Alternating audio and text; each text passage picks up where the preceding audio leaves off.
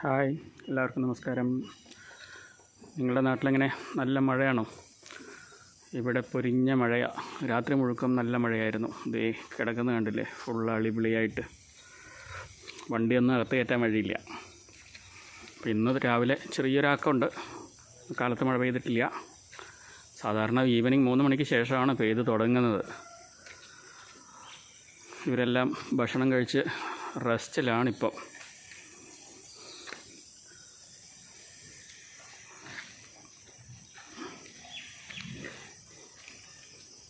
കാർഗിലിൻ്റെ feed മാറ്റിയിട്ടും നമ്മൾ silage എല്ലാം എടുക്കാൻ തുടങ്ങിയല്ലോ.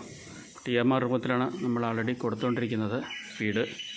അത്യാവശ്യം പാല് കൂടിയിട്ടുണ്ട്. ഇപ്പോൾ ഈ മഴ കാരണമുള്ള ചെറിയ ഒരു കുറവുണ്ട് എല്ലാ പശുക്കളും ചെറുതായിട്ട്.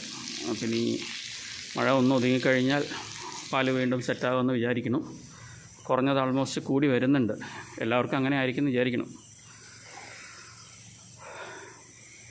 കുറേ ദിവസമായല്ലോ ഇവരെല്ലാവരും ഞാനൊന്ന് കാണിച്ചു തന്നിട്ട്. അപ്പോൾ അതുകൊണ്ടാണ് ഇവരെല്ലാവരും ഒന്ന് ഇവിടെ കാണാത്ത ആൾക്കാർക്ക് ഒന്ന് പരിചയപ്പെടുത്താമെന്ന് വെച്ചിട്ട് എടുത്തിട്ടേ. ഇത് ഇവിടെ കെട്ടാൻ വേണ്ടിയിട്ട് ഒരു 2 പശുക്കളെ കൂടെ നോക്കിക്കൊണ്ടിരിക്കുന്നുണ്ട്. നല്ലത്.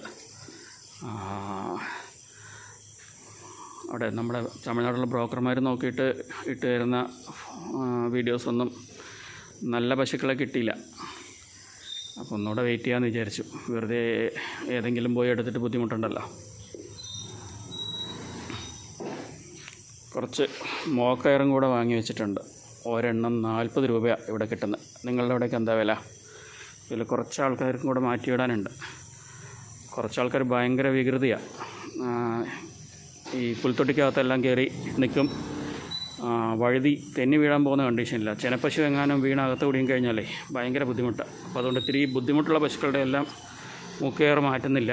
അവരെ തന്നെ, അല്ലെങ്കിൽ അവരെ കൺട്രോൾ ചെയ്യാൻ ഭയങ്കര പാടാണ്. അപ്പോൾ നമ്മൾ മഴയില്ലാത്ത സമയത്ത് നമ്മളിത് പറമ്പ് ഇഷ്ടം പോലെ ഉണ്ട്, പറമ്പിൽ അഴിച്ചു കെട്ടാറുണ്ട്.